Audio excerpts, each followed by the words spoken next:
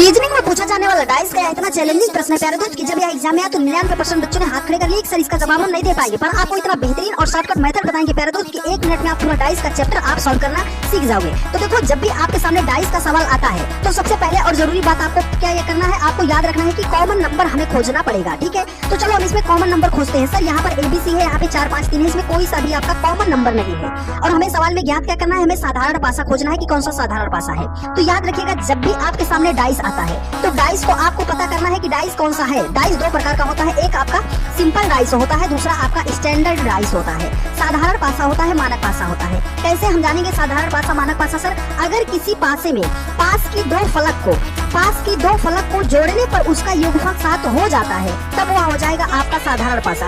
अगर योगफल 7 नहीं होता है तब वह हो जाएगा आपका स्टैंडर्ड डाइस, मतलब मानक पासा हो जाएगा। तो चलो सर, इसमें हम जोड़ते हैं। 5 4 को ऐड किया 9 हो गया, 5 3 को ऐड किया 8 हो गया, 4 में 3 को जोड़ा तो 7 हो गया। सर, पास की 2 फलक को जोड़ने पर योगफल 7 हो गया, इसका मतलब है कि ये वाला तो आपका साधारण पासा है। पर यहाँ पर सर तो ABCD दिया गया है, तो इसको हम क्या करेंगे, तो आपको स्टार बना के एक नोट पॉइंट करके लिखना है कि अगर आपको किसी भी पासे